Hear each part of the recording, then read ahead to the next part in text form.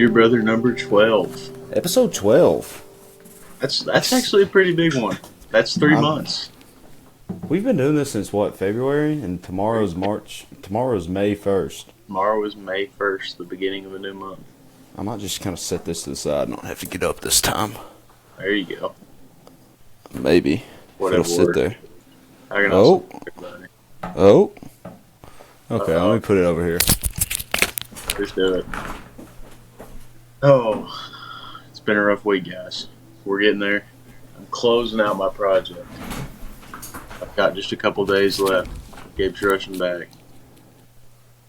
Closing out my project. Just got a couple days left. I'll be done. This will be our last Riverside for a while. Wait, you're coming home this weekend? Yes, sir. Clutch. Awesome. Yeah, I'm excited. I did not know that. Cool beans. Good guests coming up. We got some guests coming up. We got some guests coming up. We got TK. I wasn't going to spoil it. Yeah. Cut that out. Cut that out. No, that's all good. We got TK coming up. I think we're going to MK. Mason. Yeah. MK. We can do MK. We can get MK on too. But we'll have some fun with upcoming. When are they coming home? They're coming in the 9th. Okay, so 2 weeks or a week from now, I guess. Technically, no, 2 weeks, week and a half. A week and a couple days. I don't know. It's okay, Gabe. Tomorrow's the 1st. Yes, but this is uploading the 4th. Anyhow, this is too much logistics. Let's just get into it. You're thinking too hard, brother. Yeah. Saturday, April 26th was probably the how do you say that word? Accumulation of I'd say about 2 years of just hard work. I would say. Very, very hard and long work. And that day I ran a marathon. Pretty stoked about the time. I mentioned it last week. I was aiming for a 3 hour and 15-minute goal. I absolutely crushed it. 3 hours and 5 minutes, and which is insane to even think about.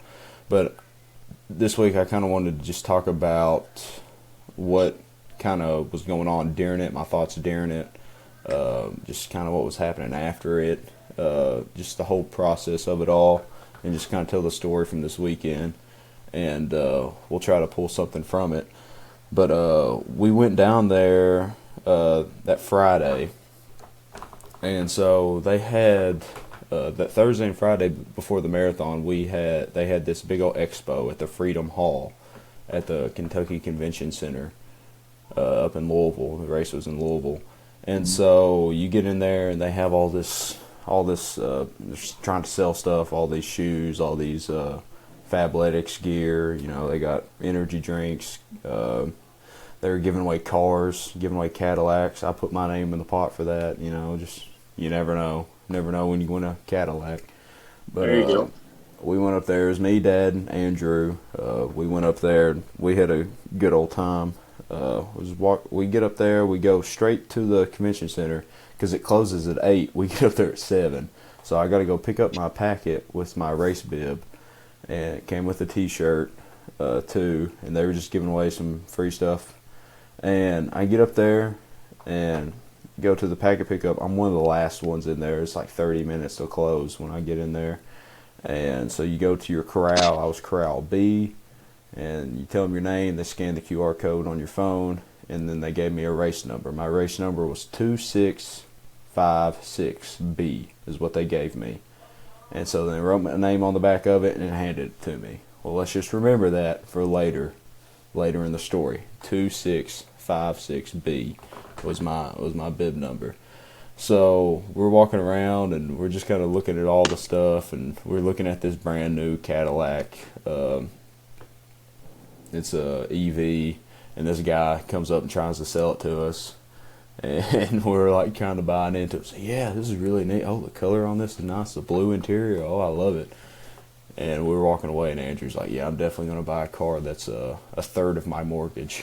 That's Oh my god. smart decision right there. It's like $90,000, $100,000, absolutely insane. But Yeah. we're just kind of joking around. So we get looking around and trying to get some free stuff from people, taking every free thing they give out. And so you look over and you see these people carrying these two like big cases of Alani energy drinks, just walking out with them. So you hear word start spreading. It's like, hey, they're just giving all these drinks away for free. And so there's people walking out with cases of these energy drinks. So I walk over and there's a Prime booth set up, Prime Energy set up, Mm-hmm. and they're giving out cases. So I grab a big case. I don't even drink energy drinks because I don't want my heart to explode. But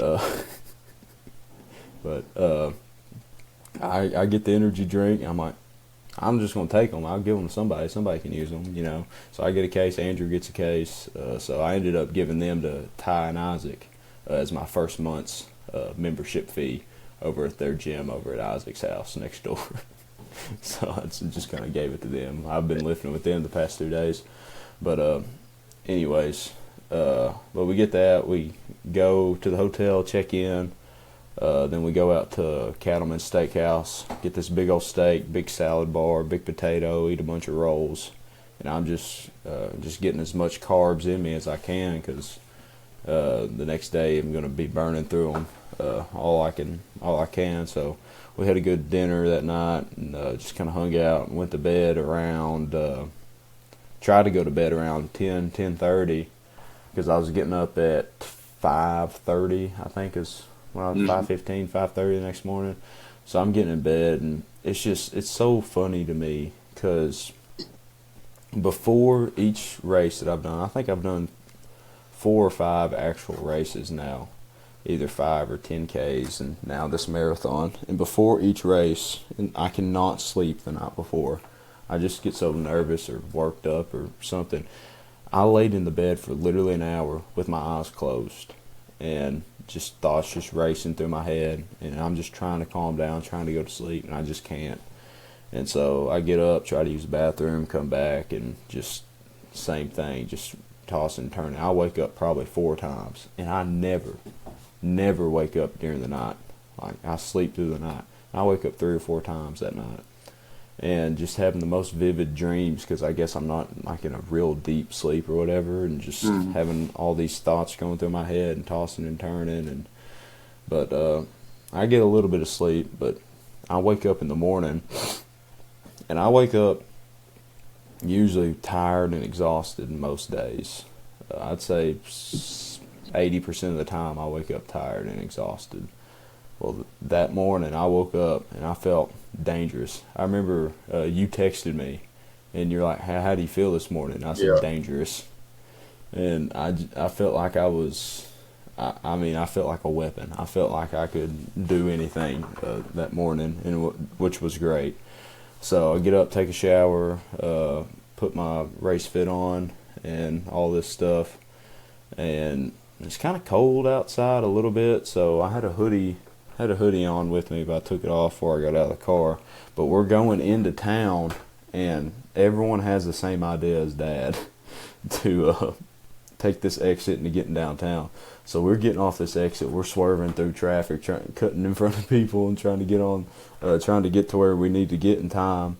Because, I don't know, the race started in like 30 minutes, and we're still on the road almost. Jeez.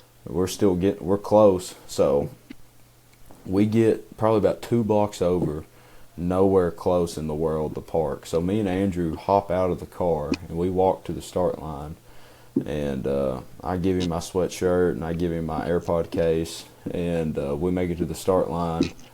And I find a porta potty, use the bathroom before, and I'm sitting there at the start line. Just everyone's filing in, probably about 10 minutes before it starts, and just it seemed there was like a calmness almost. I guess you hear the calm before the storm. And that's the best way I can describe it, because you think like a big race like that, everyone would be like kind of hype, you know, it's a big event, big party almost. But it just felt calm. Everyone was calm. We're walking through, and I see this guy. He walks up right next to me. I'm like, "Hey man, how's it going?" I said, is it your first time running this? He said, yeah. He said, what about you? I said, well, this is my first marathon. I'm like, oh, he's like, oh, sick. I said, what's your goal? He said, well, I'm hoping to run it sub 3. I said, shoot, man, go after it.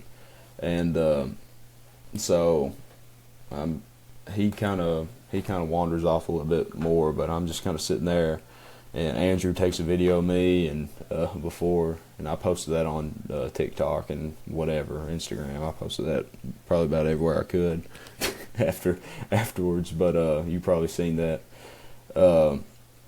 But I just time to lock in, and usually my plan was I was going to listen to music for a little bit, or not play any music at all, just have my headphones in and just take in the scenery and stuff, and just play some music for a little bit, then turn on a podcast.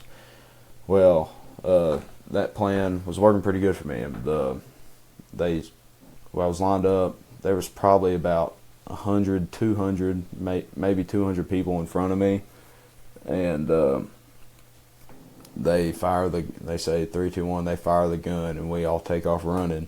And I know I wanted to start slow. And going into this race, my goal was 3 hours 15 minutes. So I wanted to run a 7:20 pace, 7:20, 7:30 pace was in that area throughout the whole race. So I wanted to start slow and conserve energy. So I wanted to run that first mile like 7:40. And so I get up there, and there's this guy holding a flag that says 7:15 pace. There's other people running. It was 7-minute pace, 7:30 pace, and like you get towards it, and there's a bunch of people in the back. They're pacers, which was pretty neat that they had those, so you knew kind of where you were. And so I'm with the 7:15 pace guy, and they start off kind of slow, and they end up catching me a little bit, and to get back to where I was, and we finished the first mile, and I'm not even looking at my watch because I'm just going off the way my body's feeling. And I knew I was going slow, and I was just kind of taking it all in, and I wasn't passing too many people. I mean, I was catching up to some people, but I wasn't like trying to zoom, cut in and out, and pass people like I did in the Bluegrass 10K last year. That messed me over bad when I did that. But I was kind of just staying towards the outside a little bit and trying to get, because if you see the start of them races, I mean, there's a bunch of people, so you got to kind of find your lane and kind of stick to it and not get too far in front of someone or too close to somebody or cut somebody off. I mean, it's just a big old thing. And because the half marathon people are running it too, there was 1,300 people that did the full marathon and 6,200 that did the half marathon. So I mean, there's 9,000 people lined, or I guess 8,000 people lined up in that whole strip there. So a bunch of people. And so I'm running through, and I'm passing, going in and out. I run the first mile feeling great, run the second mile feeling great. About a mile and a half, I turn some music on, and it's just the if you got Apple Music, there's a playlist that pulls up. It says heavy rotation playlist. Well, I just hit that, and that's all the songs I've been listening to here recently. So, and it was probably about, I don't know, an hour long, almost hour and a half long, that playlist was. So I was playing through it, and I'm just enjoying it. I run the first mile great, second mile great, third mile great, and I'm kind of pacing with this group of women. There was a group of women. There was probably about 5 or 6 of them, I'd say, and they're moving at a good pace, and I'm running with them, and I'm feeling good, just keeping up with them because I didn't want to get out too hot or whatever, so I'm just keeping with them. And they ended up, I didn't know if they were doing the full marathon or the half marathon. They ended up doing the half marathon because they ended off taking off and leaving me in the dust towards one part. But I ran the first mile, like I said, I wasn't looking at my watch, 7-minute 17 pace, and the second mile was 7-minute 4 second pace. So those are way off what my goal time was, way faster. Third mile 6:53, and I'm looking down, I'm like, I just ran a 5K a lot faster than I wanted to, but my legs are feeling great, my body's feeling great. So I'm like, well, we'll just stick to this pace. We'll try to run in the 7. We'll try to run at the 7-minute mark because I'm feeling great. So mile 4, 7:01, mile 5, 6:53, mile 6, 6:59, which is still in that 7-minute pace. But I got to thinking, I passed mile 6, that's 10K. I ran a 10K PR in the marathon. In my first, in a marathon, I ran my personal 10K PR in a marathon, which was it was 42 seconds, I think. I think it was 42 minutes, not seconds. Sorry, 42 minutes is what it ended up being. And so I'm like, holy crap! And I'm like, my lungs are feeling great, legs are feeling great, just adrenaline's pumping. And just all around, I'm happy. I'm smiling. I took a video of myself and sent it to some people, and I'm like, I just ran a PR. I'm pumped, and I'm feeling no pain or whatever. Mile 7, 6:47. I pick it up a little bit. Mile 8, 6:48. Mile 9, or between mile 8 and 9 is when you start going into Churchill Downs, and that was a really cool experience. And, there's no hills at all throughout this whole thing. So Churchill Downs is the first little kind of uphill. You kind of got to go uphill a little bit to get to it. And around mile 9, I slowed down a little bit, 7:02. But running through Churchill Downs was one of the cooler experiences that I think I've probably ever had in my life. Because you're running through, or mile 6, 7, and 8, you're basically running through the University of Louisville almost. So you pass by the rec center, you pass by their baseball field, and it's pretty neat running through there, and you see all the Louisville Cardinal decor and all that.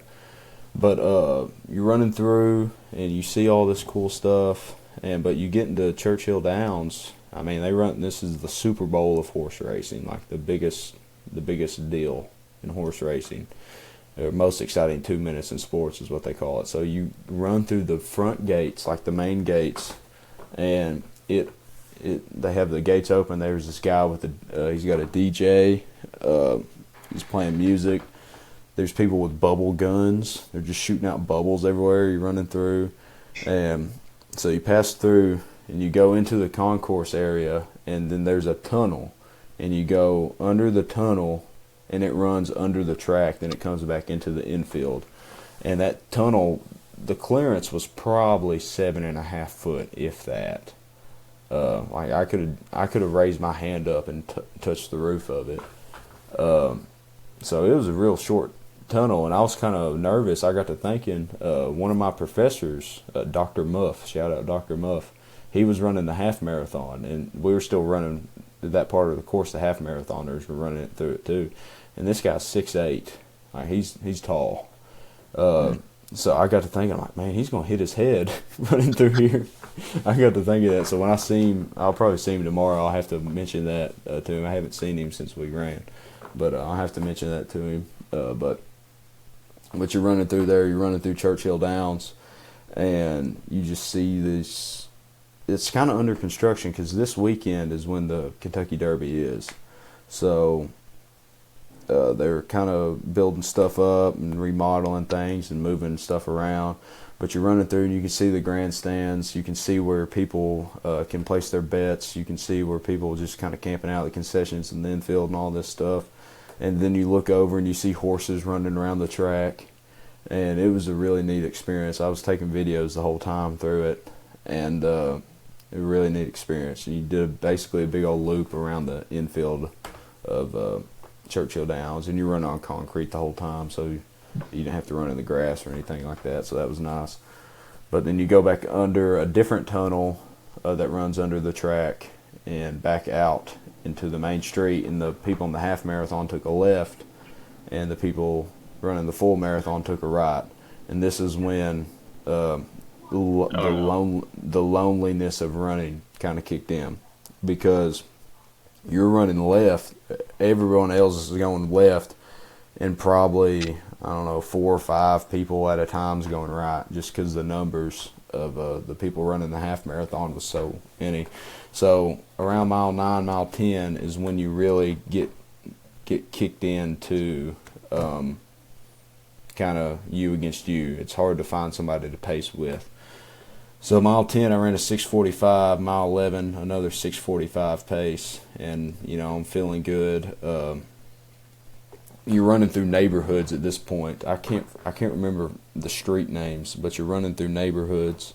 There's houses on the left and right side, and there's people out cheering you on every few blocks or whatever. And there's cops on literally every intersection. There's a cop car, and if you're ever in Louisville, look out, because there's a lot of unmarked cars. There was like some Ford Focuses that were unmarked, like red Ford Focuses, unmarked, had cop lights going on. Little Hondas, unmarked, cop lights on it. Scary. So if you're in Louisville, be careful, because there's a lot. That way too. Is it? Oh yeah. They got plenty of unmarked vehicles that you wouldn't know. But you just got to be careful, because there's a lot of unmarked vehicles. So just be aware of that if you're ever driving through Louisville. But there's people out cheering the runners on. They weren't cheering me on, but they were cheering people on, and it was pretty cool. And this is when you first. I didn't know. I think at the 6 mile mark there was a relay. But the relay section. But there was also people running relay races. So there was like teams of like 5 or 6 people probably running this relay. So then they'd hand off the baton at each marker or whatever.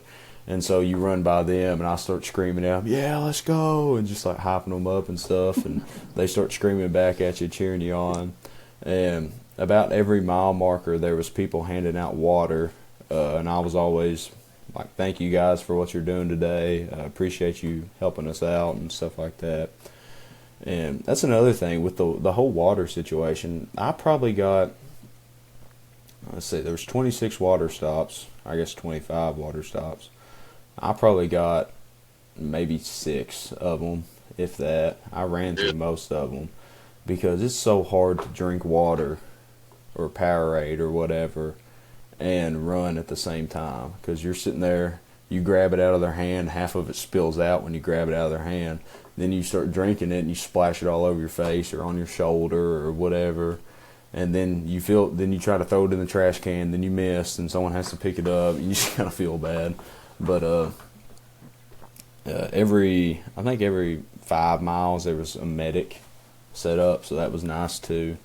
But you're running through, what was that, mile 10 or 11, and this is when it comes into, you get to the turnaround point almost. So you're running through this neighborhood, and there's trees all around, and I'm just listening to good music, and I'm just looking around, just thinking, man, this is awesome. Like, I'm feeling so good right now. I feel like I could go on forever and ever and ever. And then you get to Iroquois Park, like mile 11 is 6:45, and mile about 11 and a half is when you get to Iroquois Park, and it's hills, like it's a lot of up and down. And so mile 12 was 7:05. I slowed down a little bit, but I found these 3 guys I was pacing with. These 2 guys, actually. There was these 2 guys that I was pacing with, and they were kind of older, but they were probably in their 30s, I'd say, 30s or 40s.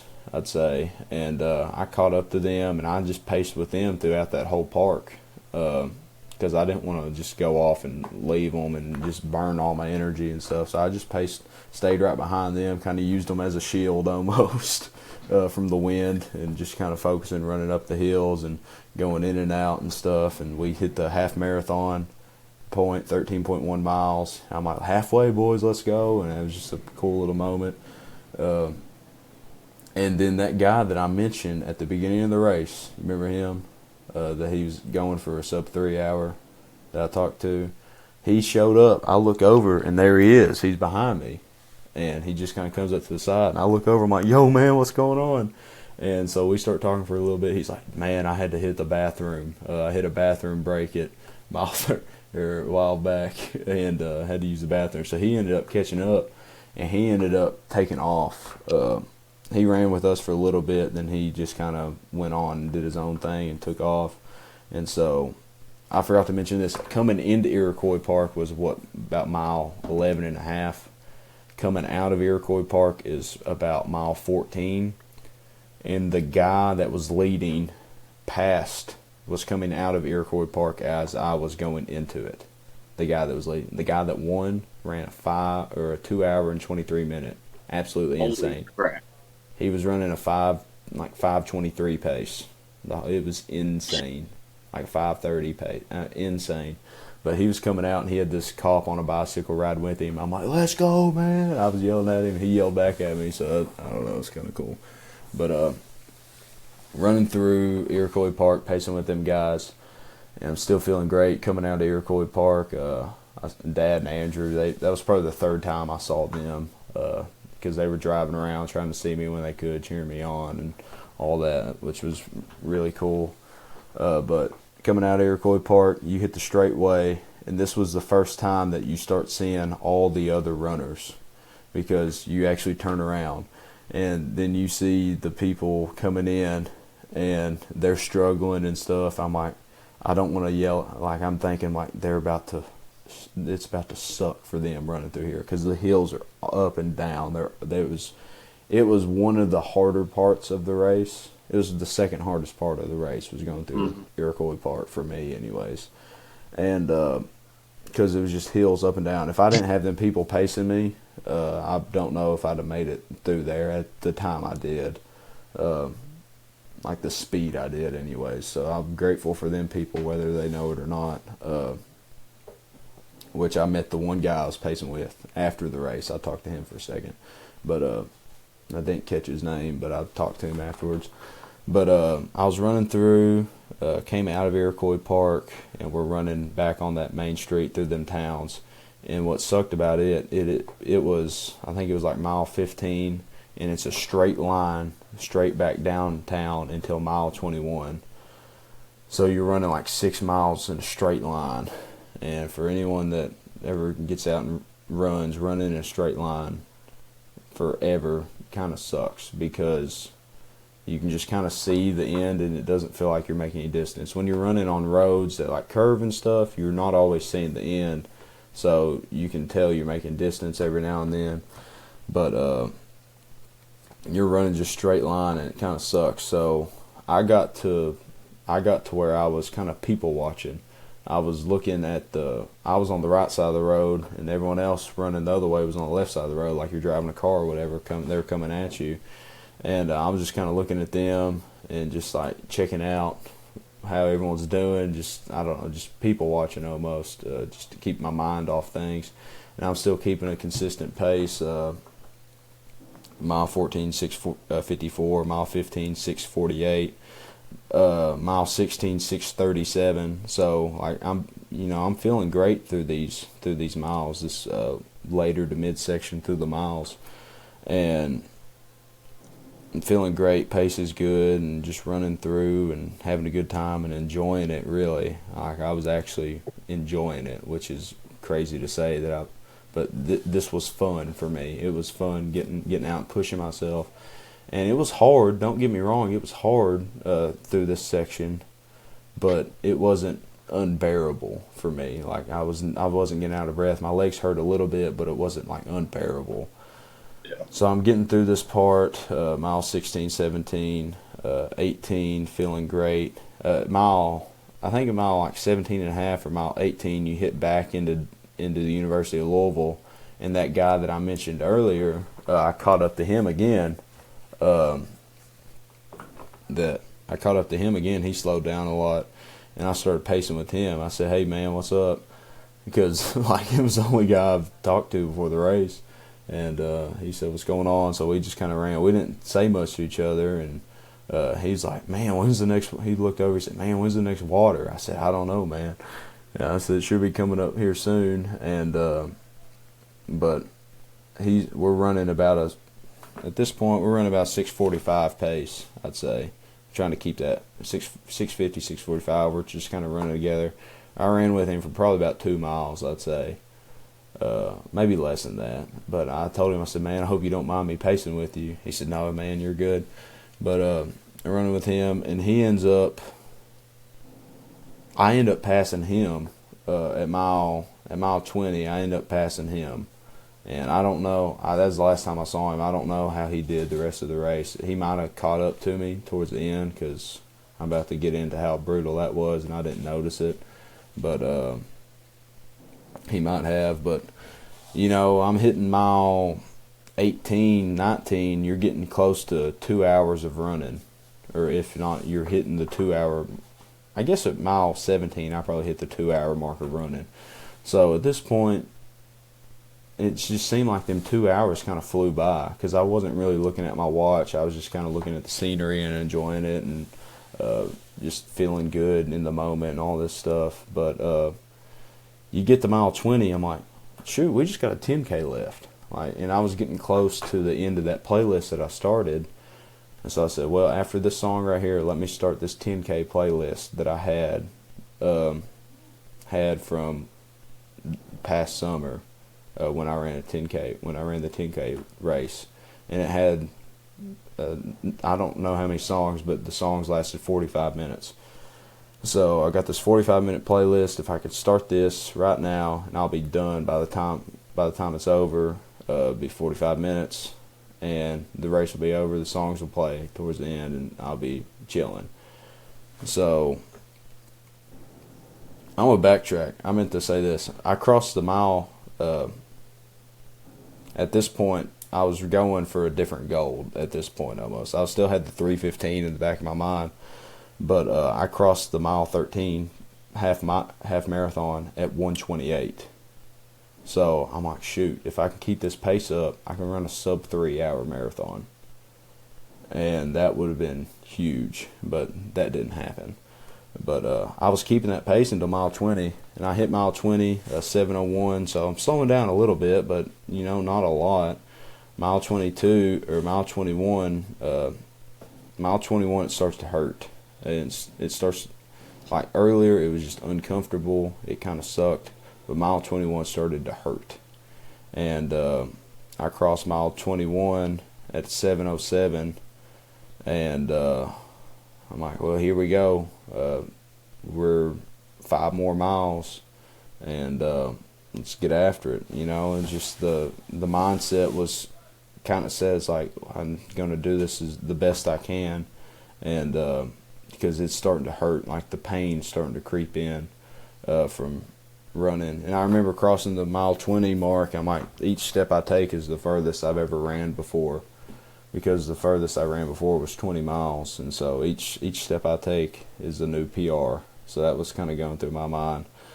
Mile 22 hit. Mile 21 was rough mentally. Mile 21 was rough because you're back into downtown, and you see downtown, and you see all the people that are coming in. I forgot to mention this earlier, but you're back running with the people running the half marathon, because at that turnaround point at Churchill Downs was probably mile 16 for us. So from mile 16 to mile 21, you're running with the half marathon people again. So you're running with them, and you're in like the marathon people on the right almost, and the half marathon are on the left. And so you're just zooming past all these half marathoners, because I was just running so much faster than them, pace wise. And so you're just zooming past them, trying to keep up with the people on the right side and all this. But you get to, it's like you see their signs on the left. It says mile 10. I'm like, they just got 3 miles left, And then you look at my sign, it says mile 18. I'm like, ah, crap, I got 8 miles left. I'm like, this isn't fair. But I hit mile 21, and I think it was like mile 12 for the half marathoners. So you see all them people, was like, man, they just got one more, and that thought's creeping, like, dude, all these people just got one more. I still got 5 more. Like, this just sucks. And you get up, and you get up to Main Street, I think, and you take a right, and you take a right, and you're running for, I'd say, about half a mile. Then the half marathoners take a left to the finish line. And so you get on Main Street, and the half marathoners take a left, and I look over and I see the finish line. But I also look up at the same time and see a sign that says mile 22. And at this point in the race, my legs are absolutely shot. I'm still breathing fine at this point, but my legs hurt so bad. I mean, so bad. So I can't explain how bad they were hurting. Like, it was miserable. And so, I'm just sitting here through this time. I'm praying. I said, God, let me get through this. Give me the strength to get through this, to finish this. Because, I'm still running, trying to keep that 7-minute pace. And I'm trying my hardest. And I'm like, God, give me the strength to finish this, to get through this. And I hit mile 22, and Andrew and Dad is sitting over on the fence. And I go up, and I give, Dad's recording me, I go up and give Andrew a fist bump. And I said, I needed that. And I almost started crying. I was in so much pain. I gave him a fist bump.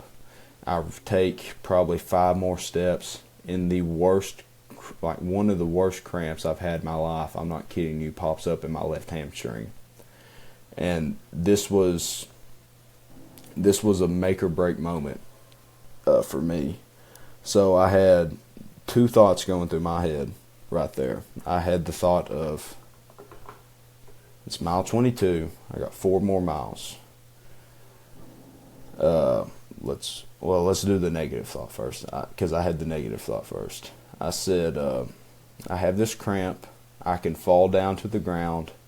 I can quit, and this pain can be over, and it's okay because I've went this far. That's the first thought I had.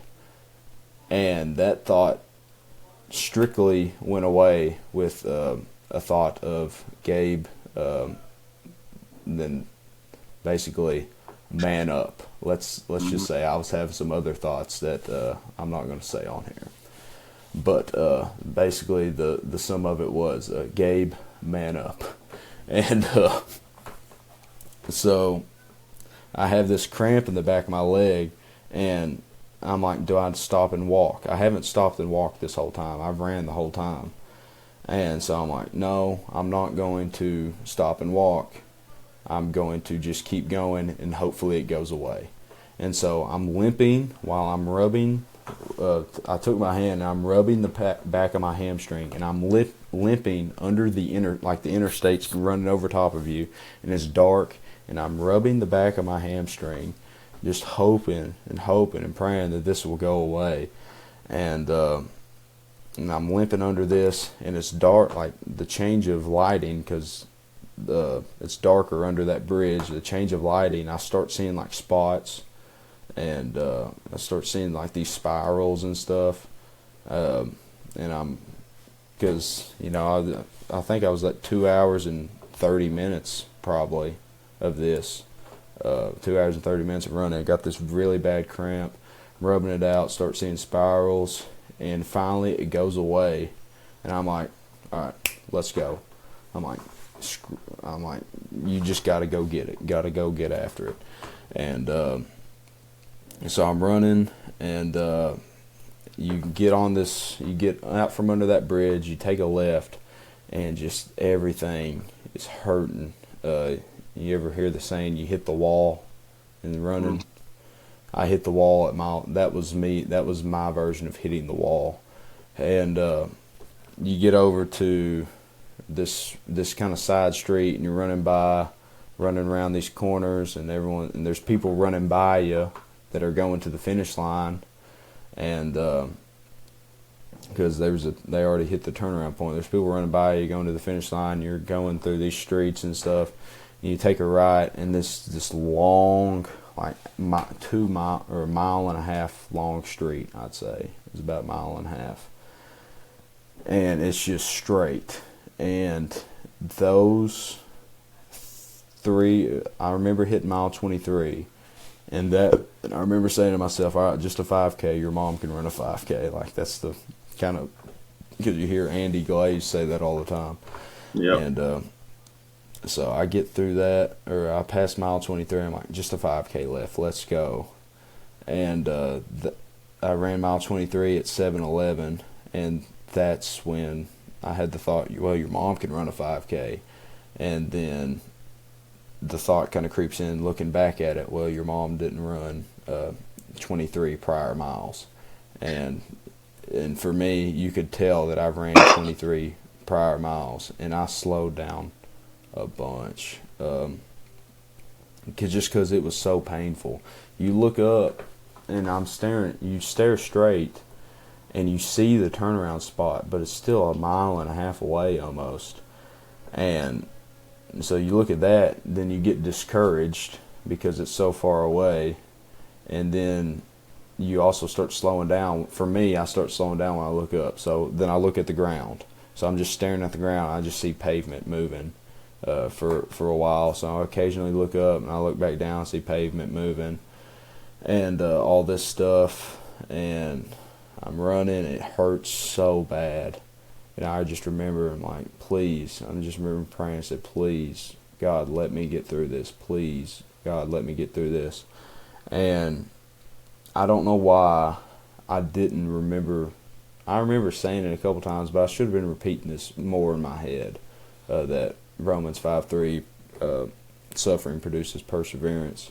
Because it was on the back of my shirt, And I wish that I would have repeated that more in my head, because I had a lot of negative thoughts in past 3 miles because it was so painful. Like, that was the most pain ever been in my life, physically, from just being tired.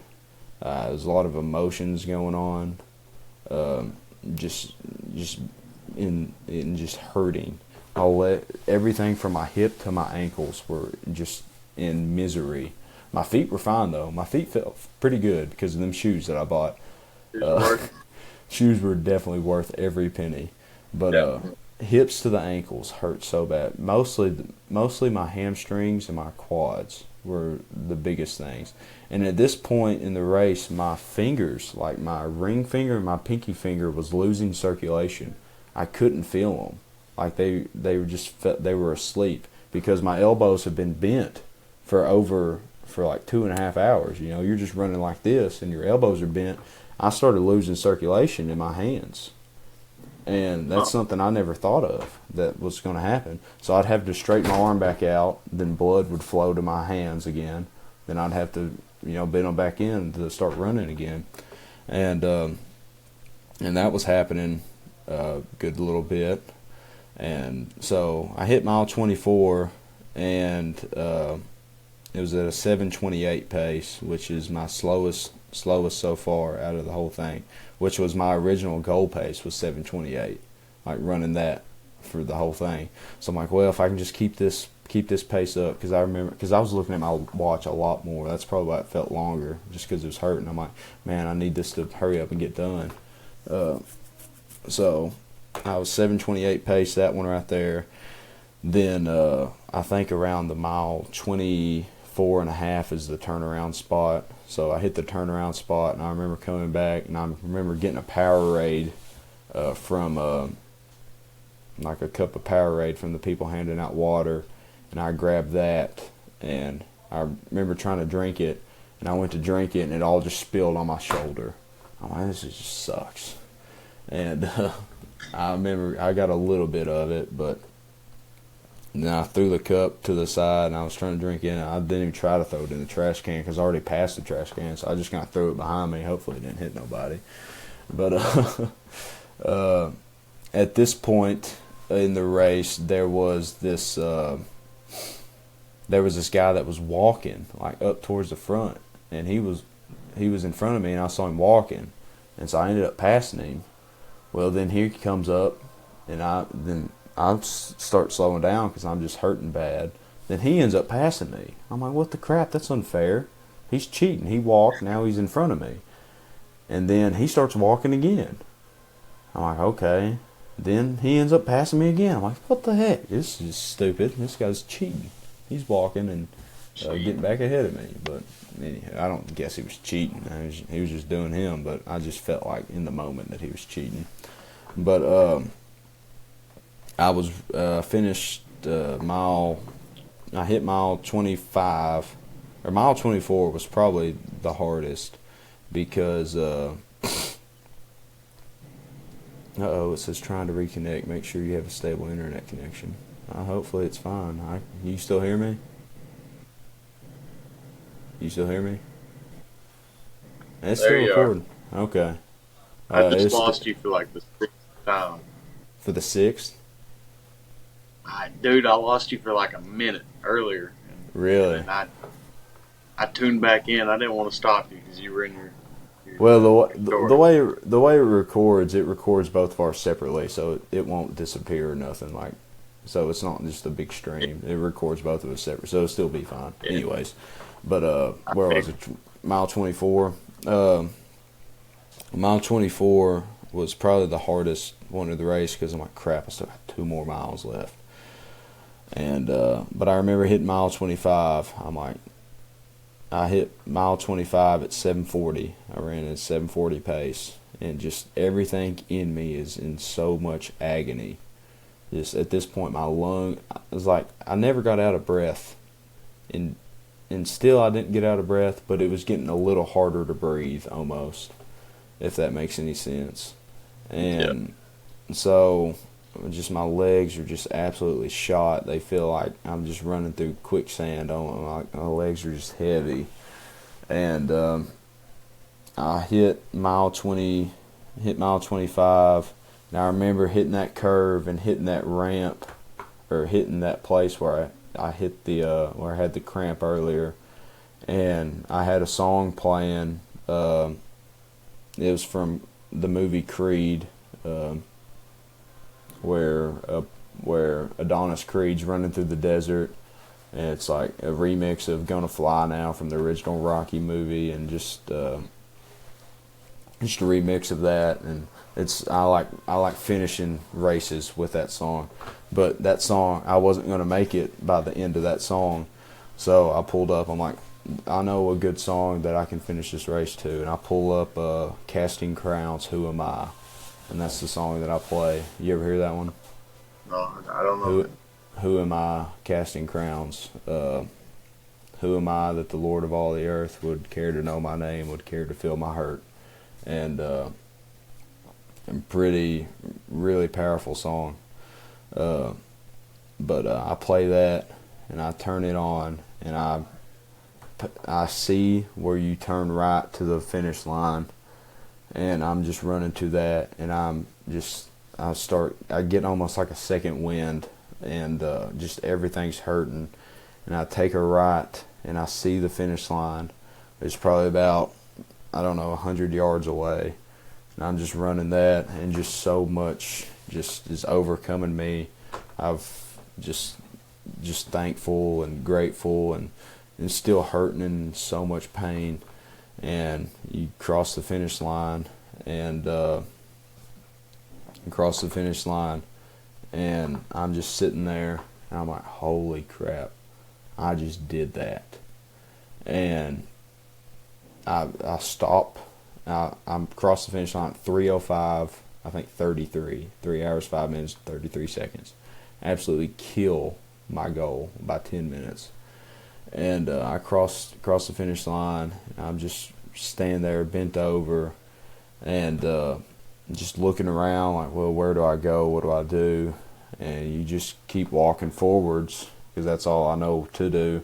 I walk forward, and there's just people with waters. I grab a water, kill it instantly. I mean, absolutely kill it.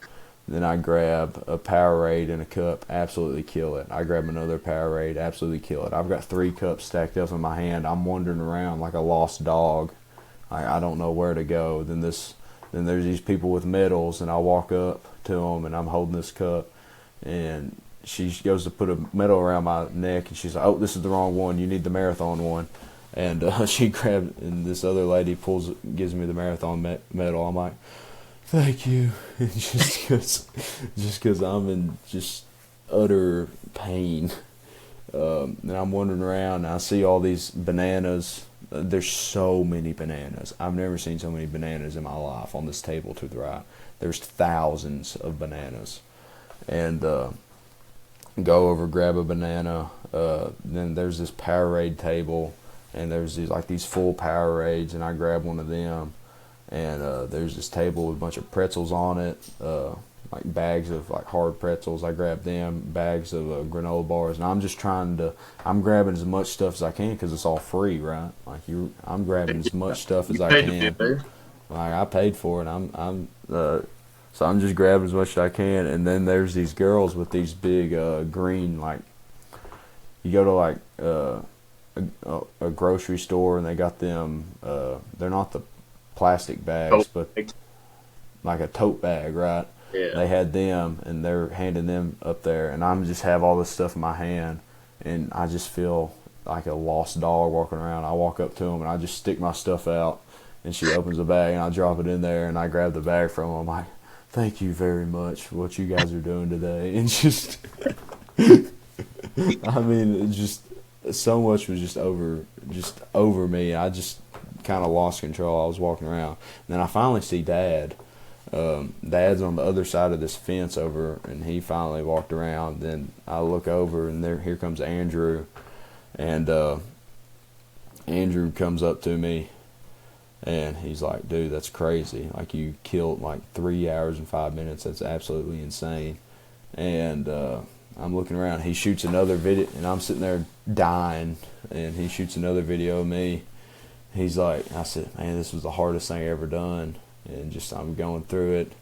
And I took a bite of my banana, and I dropped the banana, and like the banana falls. And I'm just so sad that the banana falls. And this guy, I hear from the back, he's like, screw that banana. And just, and I'm like, yeah, that's right. And then I keep talking to the camera, and he yells out, your shirt inspired me. I'm like, that's cool. Because like I showed last week, my shirt had the Be Good to Your Brother shirt on it, the logo on it, and on the back it said Be Good to Your Brother, Romans 5:3. And I went over and I talked to him. I shook his hand. His name was Walker Allen. He's from Louisville. I followed him on Strava. I just kind of name dropped him. Name drop him. Give him the address. My bad. I don't know his address, but oops, my bad. But Walker Allen, really cool guy. I talked to him for probably about 5 minutes, for a little bit, anyways. Yeah. And he said, dude, I ran behind you for like an hour, and I never caught up to you. I ran behind you for an hour, and I remember just in that hard time, like mile 18 through the end, is when I saw your shirt, and it was almost like God was talking to me when I saw your shirt. And that was just like one of them moments. It felt like magic almost, is what he said. It's like, that was just a really cool moment, and I really needed that, because like I was having all these negative thoughts, and it basically told me to just say no to all those negative thoughts because of what that was. And so he said he looked up the verse while it was happening, while he was running and stuff. So, I mean, he was a really cool guy to talk to for a little bit, and he was a little older than us. I think he was mid-20s, I think. Mm-hmm. But he ended up, he ran it. He might have finished behind me, but he ran it faster than I did, because I looked at his time. He ran it in 3:03, 3 hours and 3 minutes. So he might have started behind me or something like that. Yeah. But he said, is this your first time running? Like, he wasn't as worn out as I was. He wasn't as dead as I was. But I said, man, this is my first marathon. And he said, 3 hours and 5 minutes, your first marathon? That's insane, dude. Like, you got a lot coming up here. You're gonna be doing well. I said, I appreciate that. So it was a cool experience talking to him. And then I forgot to mention this, crossing the finish line. There was, that guy I told you about that was I was running through Iroquois Park with, right? Mm-hmm. He passed me at the very end at the finish line, and it made me so mad. Like, because I'm running, and then I look over, and he passes me probably about 50 yards away from the finish line. He takes off finishing. I'm like, are you kidding me? Because the whole race, nobody passed me the whole race. And then he passes, and like 5 or 6, I'd say about 10 people passed me towards the end, maybe more. But I mean, I was doing so well the whole race, and I'd say about 10, at most 10 people passed me in the last 4 miles, I'd say. So just because I hit the wall and I couldn't do anything about it. Yeah, it was just the most pain I've ever been in my life. But I get there and I talked to him. I said, man, thank you for running with me through Iroquois Park. You helped me get through it, pacing him and pacing with him. So that was pretty cool. I didn't catch that guy's name, but I get there, and I remember just my legs hurt so bad. I felt like I couldn't stand anymore, and I lay down on the ground. And keep in mind, it's 52 degrees outside. It's not a hot sunny day, so it was perfect running weather. And I had on this short sleeve, I had on a tank top and shorts. It's 52 degrees, and my clothes are soaking wet from sweat. And so I'm kind of cold a little bit once I finish, but not really. And I lay down on the ground, and they give you like these, almost like these plastic bag tarp blanket things. That's like plastic bag material. Yeah. Or trash bag material, and I wrap it around my shoulders, and I lay down on the ground, and I lay there for like 5 minutes, and Dad's like, well, what can I do for you? I'm like, I don't know. I don't know. And just because I'm just in so much pain from what just happened, and I'm like, see if you can stretch me out a little bit. So he stretches my legs out, and it hurt even worse getting stretched out. So I almost just laid in the fetal position on the ground for a little bit. And he's like, well, what do we need to do? I said, I just need to sit here for a little bit. And we're walking around, and I'm like, let's just get to the car because I want to go home. Like, I just wanted to lay down in my bed so bad. And so we're walking around, and I get back up. I walk around a little bit more, and it just hurts to walk. They kind of take off walking. I'm walking so slow. My legs are in just so much pain. And like fatigue-wise, I didn't like tear nothing or get injured or anything. They were just so fatigued. And so then I lay back down on the ground. I found another spot to lay down. I lay there for a little bit, lay in the fetal position again for probably another 5 minutes. And I finally get up the courage to stand back up and walk around a little bit. And I remember walking like through, there's all these people because they were enjoying the festival. They were having a good time. Like, oh, they just completed a half marathon. Oh, they just completed a marathon. Let's go celebrate. And I'm just in agony from pain. But also, I was so happy. I mean, I was just so happy because it was a culmination of 2 years of work. It was 105 pounds lost. It was hours and hours and hours of dedication and going and working hard and just seeing the self-improvement, and just, it was awesome. I don't know how to explain it. And I sat there and I just started crying. I'm not gonna lie. I was sitting there walking. I just started crying because it was just so rewarding to have that feeling, the emotions that were felt, and Dad's hugging me, and it's just a really cool moment. We're walking back to the car, and I'm like, I gotta find somewhere else to sit down. And there's these steps that's walking up into this building. We sit there, and that's when I finally start to recover and get my bearings back. Let's take a break real quick, and we'll talk about the rest of the story. We'll let these dogs out. Gotcha. I got me too. Alright, so I was sitting on them steps, and Andrew was looking the whole time that I'm sitting here trying to recover. He's trying to find my results. My official results, where I placed at, and all that stuff, and he couldn't find it. Like the website was bugging. It was just the way the website's set up, stupid compared to other racing websites that I've used before. But he couldn't find it, and I get to looking, and I'm like, I bet I know what it was, because I'm sitting on them steps. The night before, there was this app called Race Joy that you could have used as a as a tracker through your race, and it tracks your phone, and it'd track your phone and tell you where you were through the race, so people could watch you and check in on you and stuff like that, see where you were. And so I'm like, well, I'll use that, but I got to thinking, like, this is going to kill my battery because on my phone. Now, I don't want it to do that because I already got Life 360 tracking me, you know. People might make fun of me for having Life 360, but I don't care. I had nothing about it. My mom's like, you need to have it because I need to know if you ever get in a wreck or anything. I'm like, I don't care. I mean, I ain't doing nothing that would get me in trouble anyways.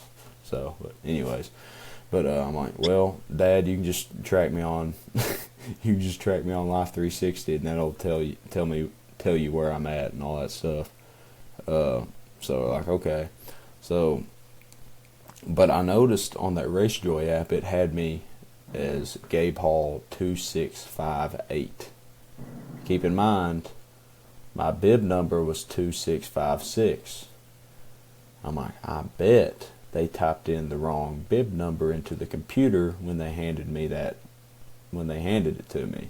I bet the woman got the 6 and the 8 confused because I showed up late and she's been working all day from 12 to 8 o'clock that night. I was one of the last ones to get her bib. I guarantee she just was tired and typed in the wrong number, which is most likely. It is what happened. I know that's what happened. She typed in the wrong number. And so I'm like, well, crap. They typed in the wrong number. And sure enough, I type in, you can look up your name. You type in Gabe Hall. It says 2658. And it says zeros. Didn't compete. So, and what sucks about that is that there was people taking pictures throughout the whole time. And those pictures that they would have got of you running were uploaded onto this website. So what you do, you type in your bib number and it uploads them pictures. Well, I type in my bib number 2656. There's no name correlated with the number 2656, but there is a name for 2658. Well, 2658 didn't run in the marathon. 2656 did. So the pictures don't exist. They didn't get uploaded. My time doesn't exist on the website, and it really kind of sucks because it's always something. Like, you know, it feels like it's just always something that's going against you. It is always something. You know, it's like you do this. It's like I go and do this really awesome thing that I'm really proud of, and that I can accomplish this big accomplish, and it just gets shorthanded by something like that. I'm like, are you kidding me, man? And it's kind of disappointing, but I'm not going to let it affect me because I still kept the time on my watch. When I crossed the finish line, Dad's got a picture of the number when I'm crossing the finish line, 3 hours and 5 minutes. And so, you know, I'm not going to let it affect me because I still have the time on my watch. And the dang course was 0.2 miles longer than it should have been. Like, it was a whole lap around the track longer than it should have been. Oh, that also made me mad because I'm getting there towards the end. I'm like, man, I've already run the marathon. I still got one more lap to go. But anyways, that part kind of made me aggravated. But we're sitting there, and I'm like, well, we'll see what happens. And so I find the email. I contact them via email, and I get nothing back. And I sent them another email. But I ended up calling them today, and I finally got something through.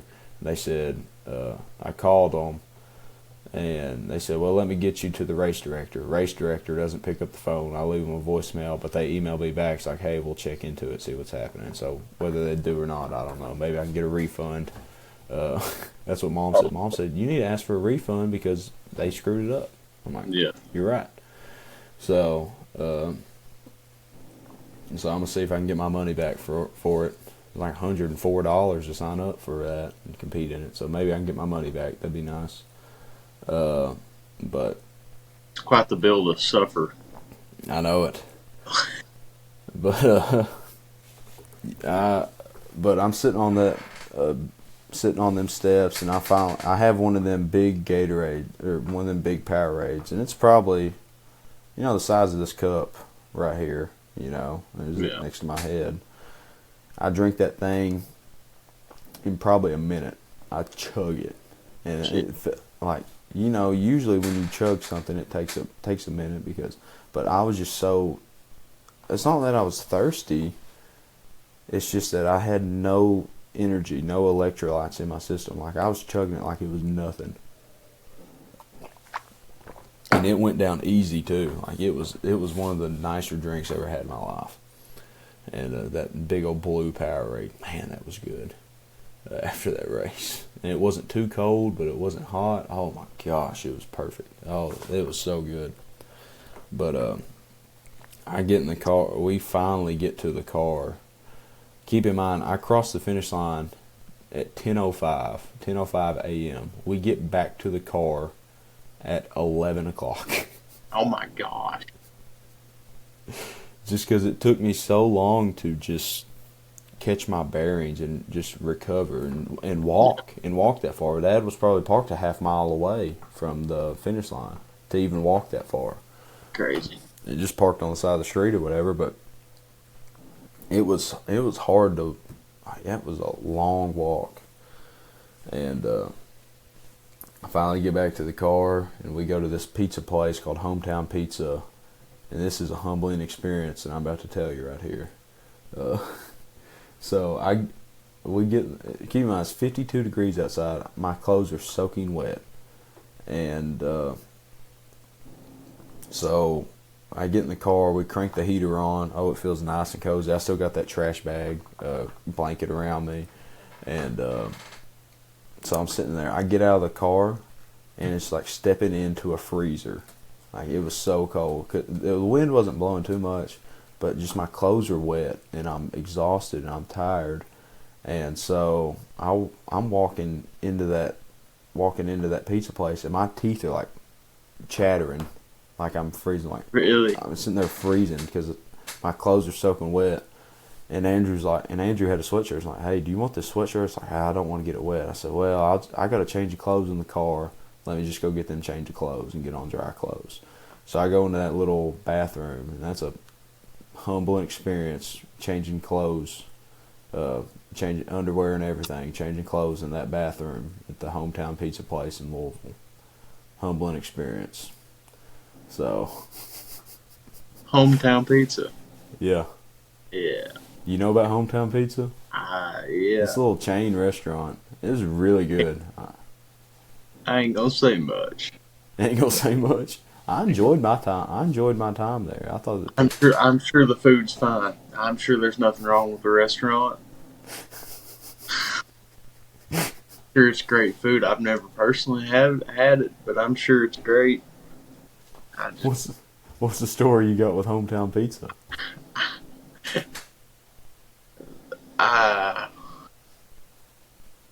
Yeah, we'll talk about it later. We'll talk about it later.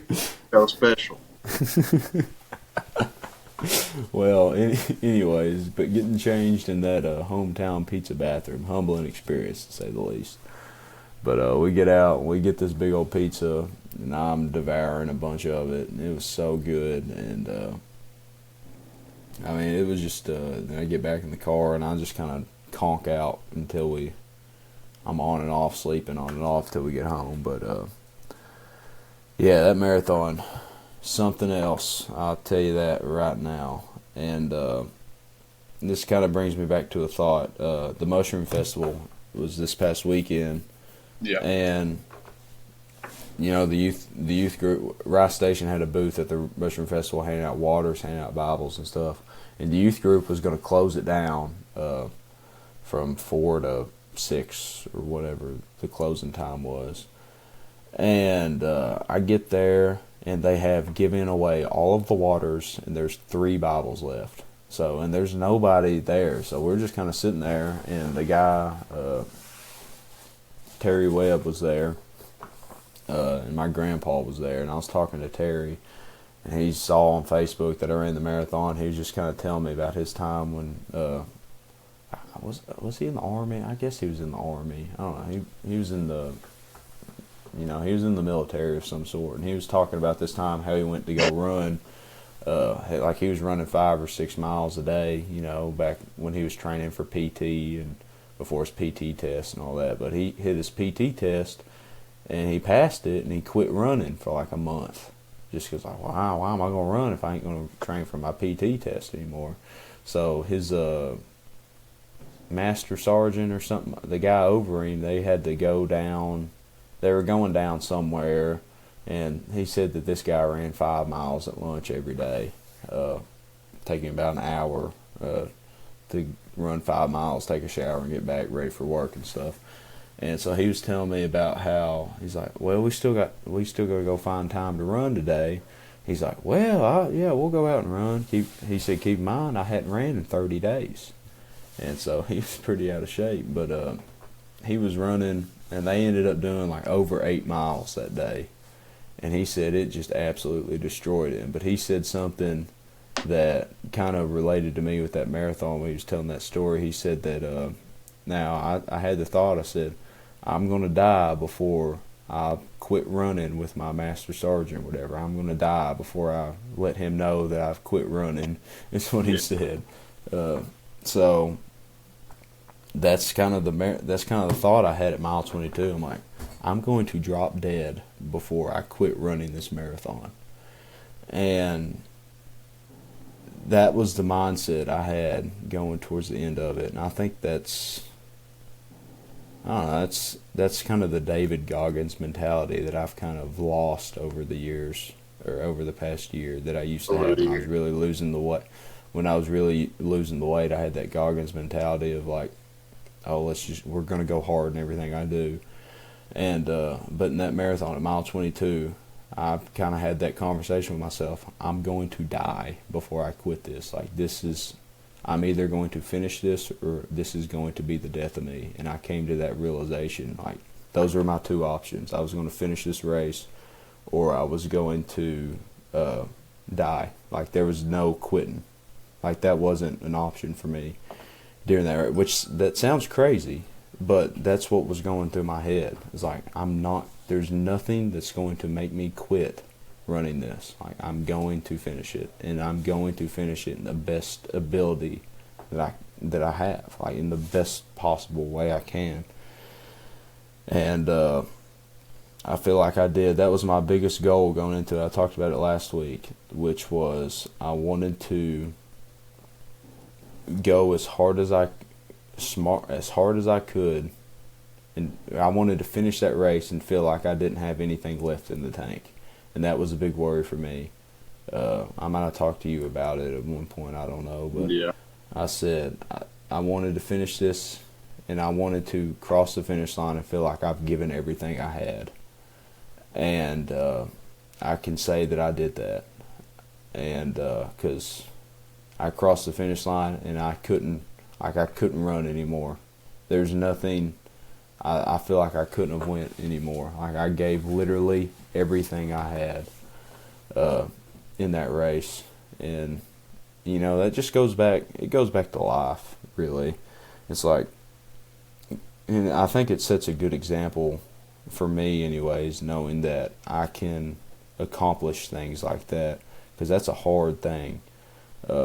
Really, I mean, the hardest thing I've ever done in my life, hands down. Hardest thing I've ever done. Probably one of the harder things I'll ever do in my life was running that marathon in that time and at that pace, and just everything. It was really hard. And knowing that I'm able to do that, and knowing that I'm able to have that conversation with myself mid-struggle, mid-battle, is that I'm going to finish what I started, or I'm going to die. Or I'm going there. Like, there's no quit in that. There's either succeed, there's either finish, or that's the only option, right? That's the only option that I have, is that I'm going to succeed. And I think that sets a really good example for me, anyways, that I can actually go and do that and be successful in that.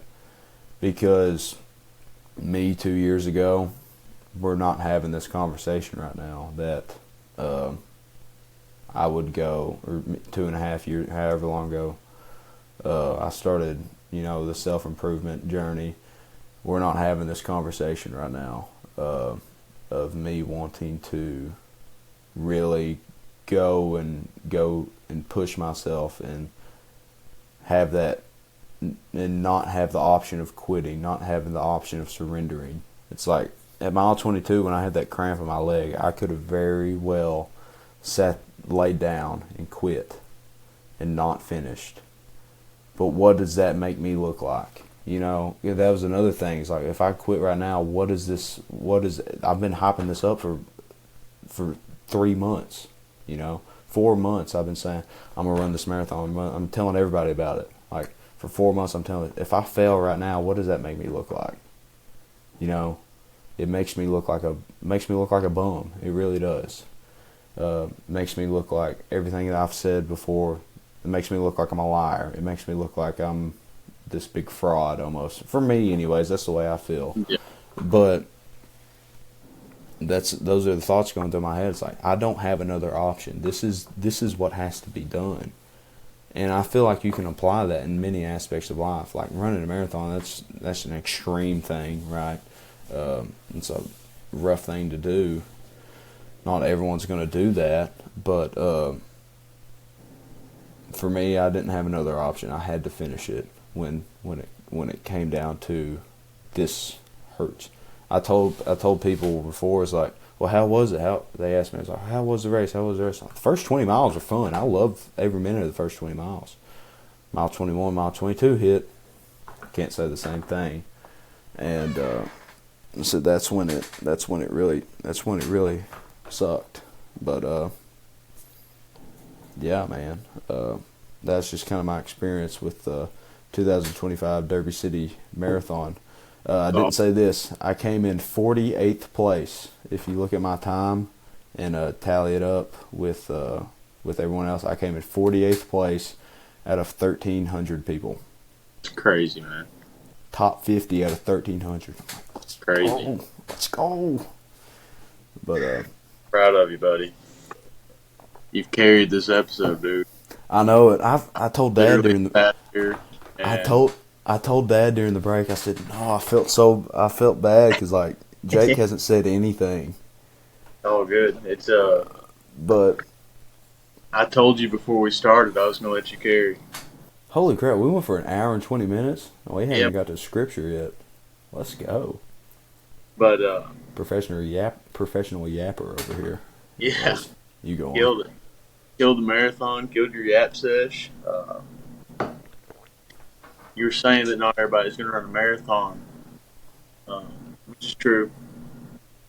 But I feel like it's really important that you find something hard to do in your life. Like when I was big on the cold plunge, that was really good for me. It helped me deal with stress better. Mm-hmm. I intentionally put myself in a stressful situation for 5 minutes every day and made myself figure it out.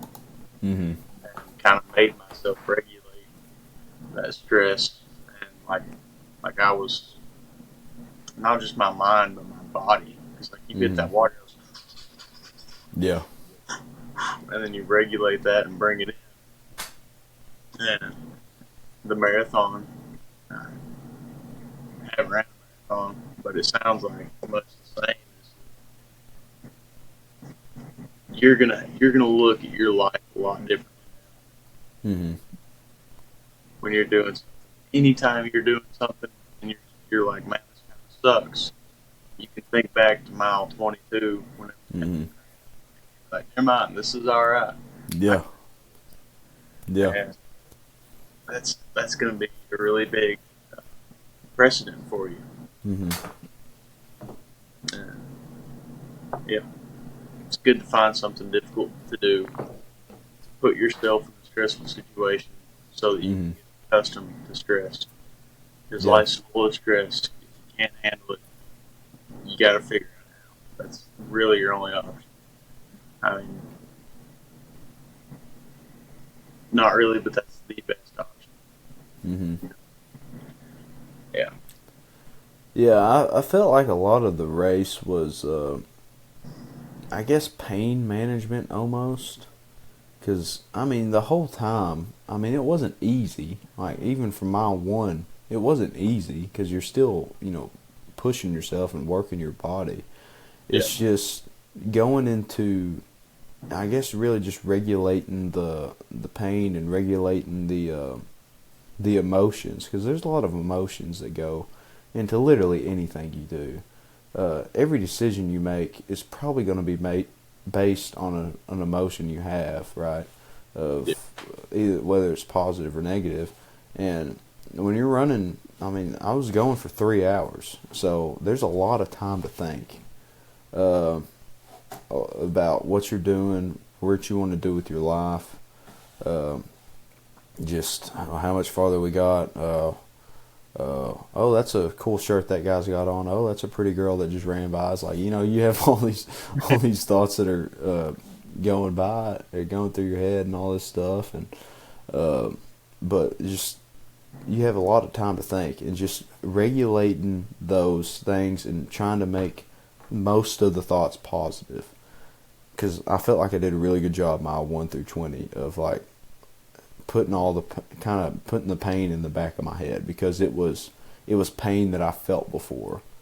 And that was the biggest thing for me, is like I've ran 20 miles before, so I felt that pain. I felt the hardship in it. I've known the struggle, so I've known that I could get through it. And so I've felt that pain before in training and just whatever. So I'm like, well, let's just throw it and put it in the back of my head, because it's not relevant right now. This pain ain't relevant. I've dealt with it before. It's easy money. I can handle it. Yeah. But you hit mile 22 and just like, I've never felt that pain before in my life. It's like I almost kind of freaked out, and I did that multiple times. I remember just kind of freaking out and just almost like, oh no, what's happening with my body? What am I going to do? How am I going to get through this? And you just have all these negative questions. Then you have those thoughts that come back into your mind. They're like, hold up, what are we worried about? Why are we freaking out right now? This is another thing that I do. This is what I do, right? This is how this is just what I do. Why am I getting nervous about this? And I hit that, and it was just that constant back and forth that last, 10 kilometers, that last 6 miles, is that constant back and forth. Oh, I'm freaking out. Why am I freaking out? There's no need for this. This is what I do. Like that, I'm working through this. I mean, we're gonna finish. Then a minor setback happens. Oh, this hurts. Oh, freaking out. Oh, why am I freaking out? Let's just calm back down, Gabe. Calm back down. And it was just that constant back and forth in the last 6 miles. I didn't do a really good job regulating my emotions then. I mean, I still did it well enough, but it's just kind of what happened. But yeah, do hard things. It was really accomplishing to complete that and finish through that. My daily minute was about doing hard things today. I didn't watch it yet. I saw you posted it. I haven't watched it yet, though. I was lifting when you posted that. I was lifting over at with Ty and Isaac. Yeah. But what else we got for today? I ain't got nothing, bro. I saw you writing a bunch of stuff down. I wrote down every time that I lost like connection. And oh, really? Yeah. Oops. Oh well. At one point, I wrote down, "This is the easiest podcast for me yet." Well, we cancel that subscription, and they start messing with our service. That's what happened. They got mad at us for canceling. Anyway. Or it's the Russians. Or it's what? Or it's the Russians. Maybe. Can't rule it out. Can't rule it out. What else we got for today? We haven't talked about some scripture yet. Yeah. I was talking about. I was reading. I don't read. I was watching TikTok. I was watching a TikTok, and this guy, he was lifting in his gym. He was an older guy. He's probably in his 40s. When I say older, I mean older than me. I don't mean like an old man, but I mean older than me. He was probably in his 40s. he was talking about Galatians 6:9, but we're going to read 6:8 through 10. And I can't really remember his point because I've been talking for a while, and it's been a while since I watched the video. But he was talking about kind of what we went on about last week about with timing and following God's timing and just doing things. This is what he was talking about. Is like he was wanting to do things on his own time, right? He was wanting things to happen right away, and he was wanting things to just. He used the analogy as like, well, it's summertime. You want to get that pool body, that beach body. You want to go outside looking good. So I'm wanting to lose 10, 15 pounds. So let's go work out really, really hard tonight and step on the scale tomorrow. Let's lose that 10 pounds in one night. Well, no, that's just not how it works. And this is kind of where he brought up. So I'm going to read Galatians 6 through 8. It says, whoever sows to please their flesh will... Golly, I'm sorry. Let me restart. Whoever sows to please their flesh, from the flesh will reap destruction. Whoever sows to please the Spirit from the Spirit will reap eternal life. I messed that up. Let me read that again. Whoever sows to please their flesh, from the flesh will reap destruction. Whoever sows to please the Spirit from the Spirit will reap eternal life. So you ever hear the saying, you reap what you sow or whatever? So if you're sowing things to please the flesh, to please worldly things or just things that please you, right, and not working on your spirit, that'll reap destruction, right? From the flesh will reap destruction. But if you're sowing to please the Spirit, you're doing good things that'll please the Spirit. Well, the Spirit will reap eternal life. This is what he really hit on, was 9. It says, let us not become weary in doing good, for at a proper time we will reap a harvest if we do not give up. We will reap a harvest if we do not give up. If that ain't true, right? Mm-hmm. Mile 22, I about gave up. I really did. That thought crossed my mind, like, well, let me just lay down right now. But I didn't give up. Anyways, we reap a harvest if we do not give up. For at a proper time, we will reap a harvest if we do not get up. Staying persistent is what that's talking about. Staying persistent, staying consistent in your things, in the things you're doing. It says, verse 10, it says, therefore, as we have opportunity, let us do good to all people, especially to those who belong to the family of believers. That's important, ain't it? I feel like a lot of times that's important when it comes to fellowship, and our show's called "Be Good to Your Brother," so it's saying be good to all people, right? That's kind of our message that we share is be good to your brother, be good to everybody, right? Yeah. Because everyone's your brother, right? So share the love. It says be good to all people, but especially those in the family of believers. So especially those to the people that are your brothers, your friends, that it says the family of believers that, like faith, like Christians, right? So especially in the people that are in that circle, be good to those people, because once you're good to them, they can be good to others too. But we don't want to be good just to those people. We want to be good to everybody. Yeah. But Galatians 6:8 through 9. I thought that was a cool verse that we could bring to the table. Kind of relates to what we're talking about. Not really, but it can a little bit. But at a proper time, we will reap a harvest if we don't give up.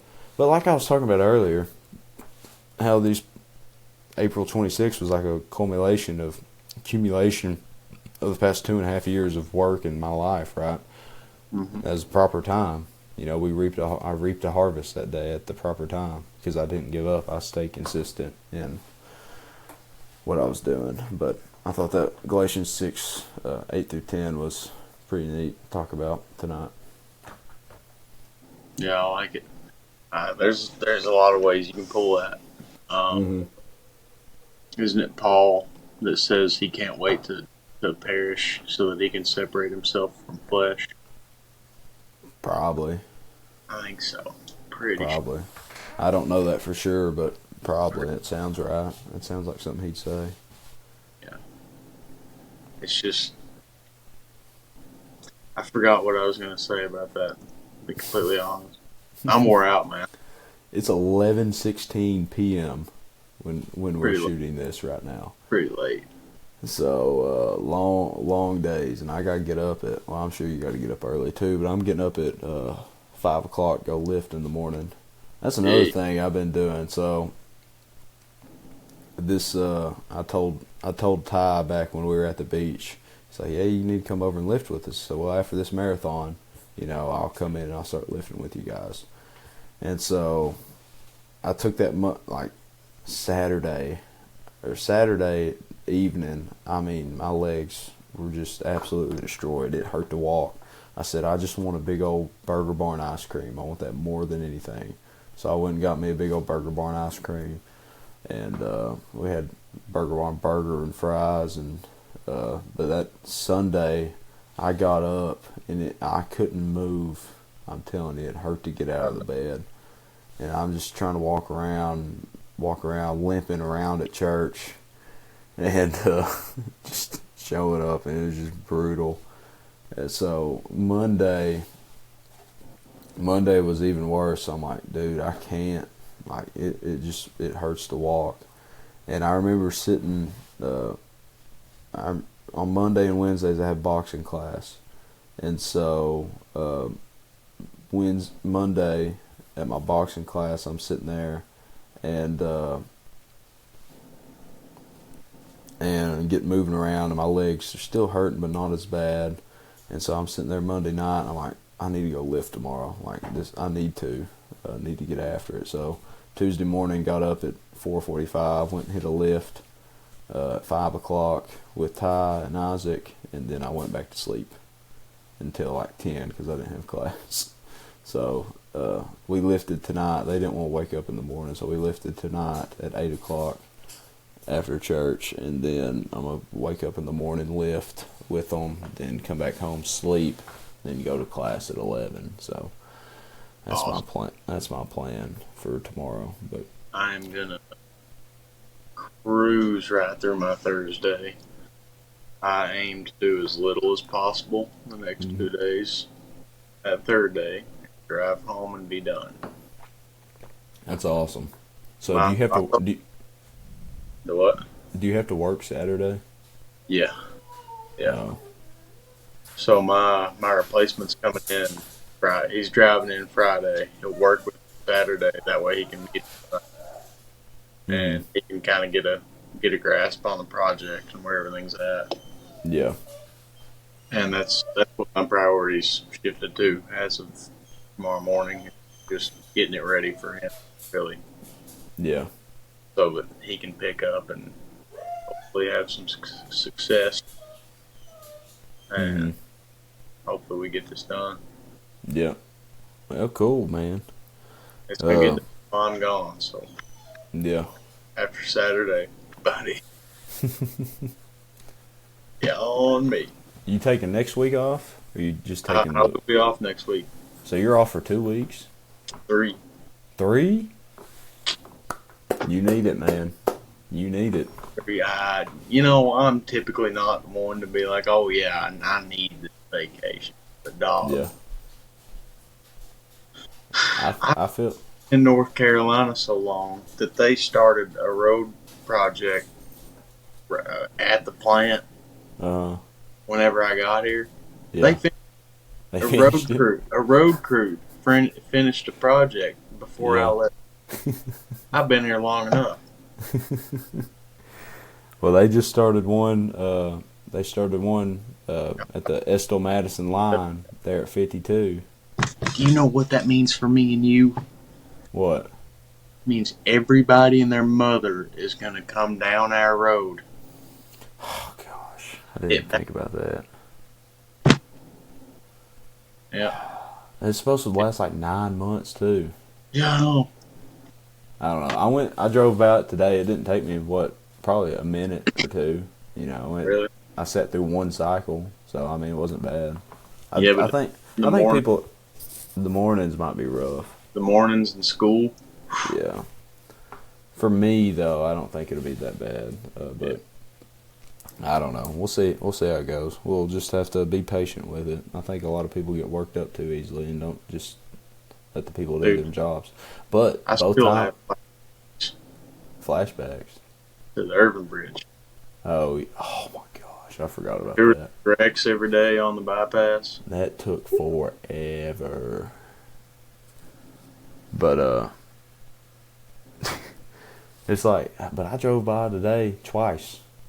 There was nobody working on it. There was not a single truck in sight. I'm like, what's the point? Why even have this if there's no one out there on it? Crazy. Are you kidding me? But anyways, I don't need to be rambling. I just need to let them people do their jobs. But we got any other topics for tonight? I think that's it, man. My brain function is limited. Yeah, mine is getting pretty tired. But yeah, that's just kind of my experience with the marathon this weekend. I think I was excited to talk about this. As you can tell, I talked about it for a while. And All right. do what? I said it's all right. I'm proud of you. You did real good. I appreciate it. It was rough, but on to new challenges. Right, I'm gonna start lifting more. Try to get stronger. Try to get built up a little bit. Because right now with the whole, I feel good, but it's just, I'd like to see a few more muscles. You always have that feeling. So I have to start getting after it a little bit more and focusing on that. I'm still keeping the 2 miles a day streak. I think once my legs heal up a little bit more, I'll throw in some longer runs. But I think for this week, I'm just going to stick with 2 miles a day. Golly, that was a big thunderstrike. I didn't think it was supposed to storm tonight. Holy crap. Well, anyways, better wrap this up for the power goes out. All right, buddy. But, yeah, do hard things. Let me get the guitar. Do hard. We say, rejoice in our suffering. Give us perseverance. Say, Gabe, it's our fourth.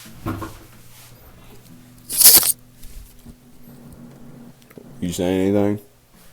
I said a little bit. All right. Persevere. You'll hear it later. All right. Sounds good. Let's close this out. Yeah, buddy.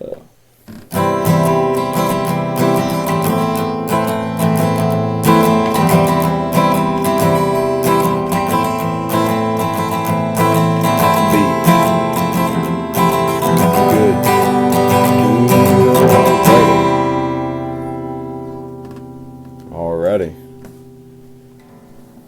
We love you. Jesus loves you. Be good to your brother. Peace out, everybody.